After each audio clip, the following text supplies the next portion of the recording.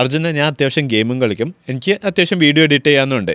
So നമ്മുടെ ആപ്പിളിൻ്റെ പുതിയ M4 മാക് മിനി എടുക്കണോ അല്ലെങ്കിൽ ഒരു PC ബിൽഡ് ചെയ്യണോ? ഏതായിരിക്കും എൻ്റെ കേസിന് ബെസ്റ്റ് ഓപ്ഷൻ? അതായത് ഗെയിമിങ്ങിന് ഒരുപാട് പ്രാധാന്യം കൊടുക്കുന്നുണ്ടെങ്കിൽ ഏറ്റവും കൂടുതൽ ഗെയിംസ് കമ്പാറ്റബിൾ ആയിട്ടുള്ളത് വിൻഡോസ് ഡിവൈസുകളിൽ തന്നെയാണ്. M4 ഇപ്പോഴും പല ഗെയിംസും വർക്ക് ചെയ്യുന്നത് എമുലേറ്റേഴ്സ് ഉപയോഗിച്ചിട്ടോ അല്ലെങ്കിൽ കമ്പാറ്റബിലിറ്റി ലെയർ എന്നൊക്കെ പറയും. ഇപ്പോൾ ക്രോസ് ഓവർ പോലത്തെ കുറേ സോഫ്റ്റ്വെയർസ് ഒക്കെ ഉണ്ട്. അപ്പോൾ അതൊക്കെ ഉപയോഗിച്ചിട്ടാണ് പല ഗെയിമുകളും M4 അല്ലെങ്കിൽ M2 പോലുള്ള പ്ലാറ്റ്ഫോമുകളിൽ വർക്ക് ചെയ്യുന്നത്. അപ്പോൾ അതിന് അതിൻ്റേതായിട്ടുള്ള കുറച്ച് പ്രോബ്ലംസ് ഉണ്ട്.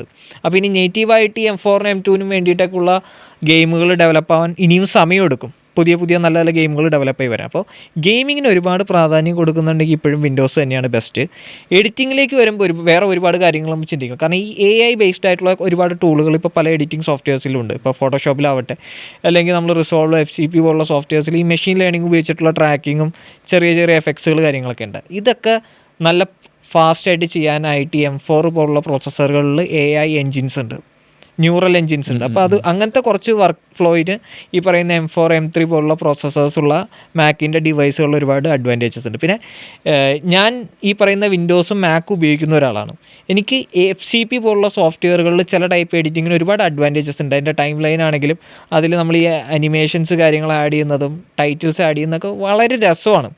നമുക്ക് വിൻഡോസിലുള്ള പല സോഫ്റ്റ്വെയറിൽ നമുക്ക് അത്ര സ്മൂത്തായിട്ട് പലപ്പോഴും റൺ ചെയ്യാൻ പറ്റാറില്ല. അതിപ്പോൾ നമ്മൾ ഉപയോഗിക്കുന്ന കമ്പോണൻസിൻ്റെയൊക്കെ ഇഷ്യൂസ് കൊണ്ടുവരാം. കാരണം കോടിക്കണക്കിന് കോൺഫിഗറേഷൻസിൽ നമുക്ക് വിൻഡോസ് ബിൽഡ് ചെയ്യാൻ പറ്റും. അപ്പോൾ ഓരോ കോമ്പിനേഷൻസ് അനുസരിച്ച് ഇതിൻ്റെ പെർഫോമൻസ് കാര്യങ്ങളൊക്കെ മാറും. അപ്പോൾ എന്നെ സംബന്ധിച്ച് മാക്ക് പലപ്പോഴും വളരെ സ്റ്റേബിളായിട്ട് തോന്നിയിട്ടുണ്ട്. അപ്പോൾ എഡിറ്റ് ചെയ്യുന്ന ആളുകൾക്ക് കുറച്ച് അതൊരു അഡ്വാൻറ്റേജ് ആണ്.